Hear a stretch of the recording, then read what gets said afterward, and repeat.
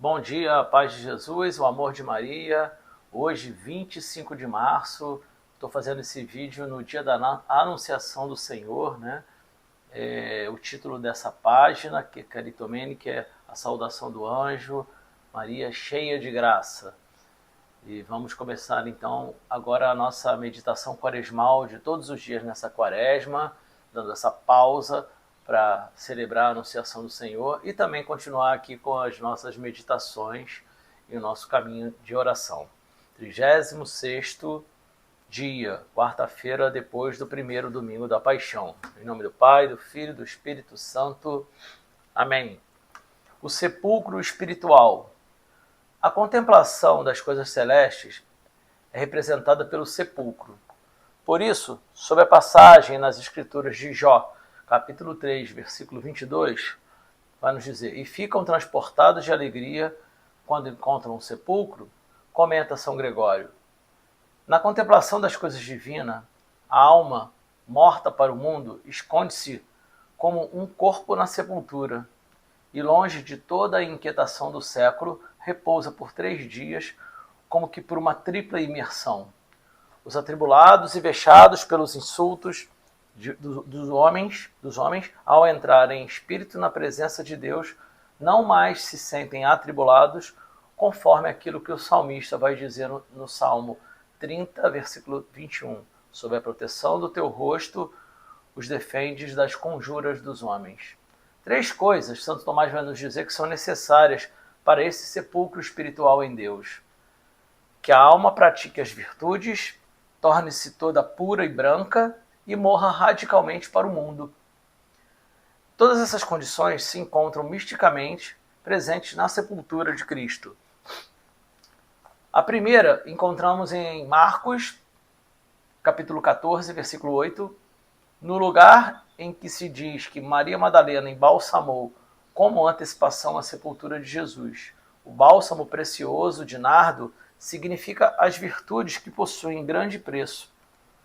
Nada nessa vida é mais precioso que as virtudes.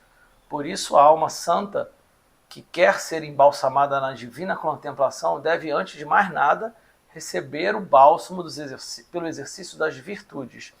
Assim dizia Jó, no capítulo 5, versículo 23.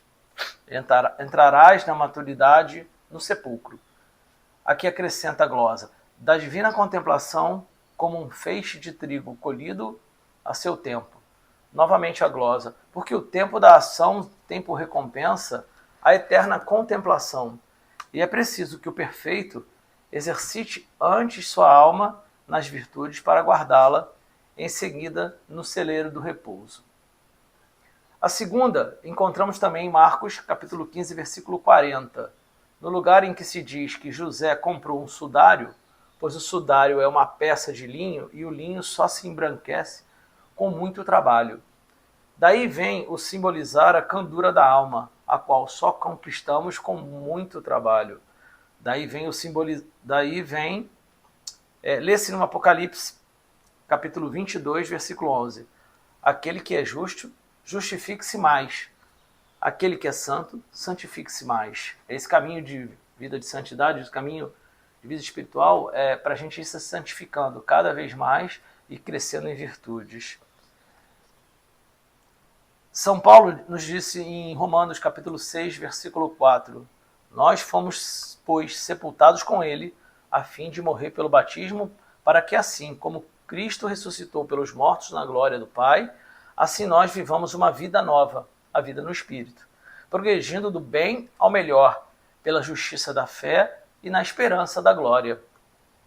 Assim, devem os homens guardarem-se no sepulcro da divina contemplação, pelo candor da pureza interior.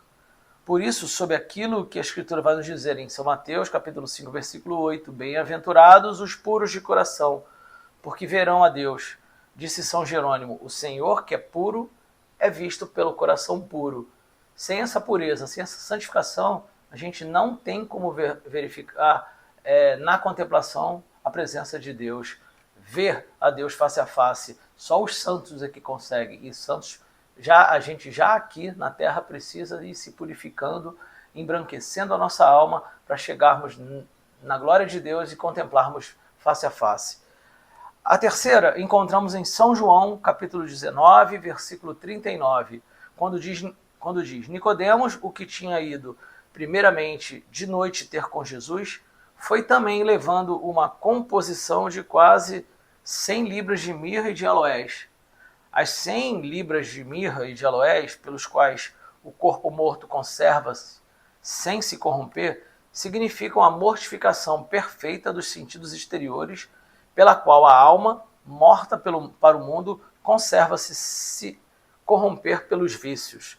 Segundo esta palavra, São Paulo, em segunda carta aos Coríntios, capítulo 4, versículo 16, embora se destrua em nós o homem exterior, todavia o homem interior vai se renovando de dia para dia, ou seja, torna-se cada vez mais puro de vícios pelo fogo da tribulação.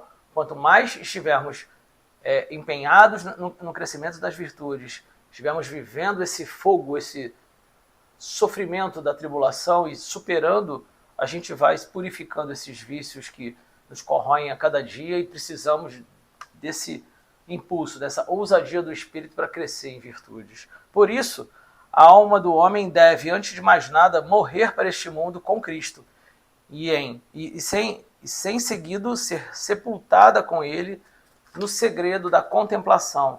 São Paulo nos disse em Colossenses capítulo 3, versículo 3, estás morto para as coisas terrenas e a vossa vida está escondida com Cristo em Deus.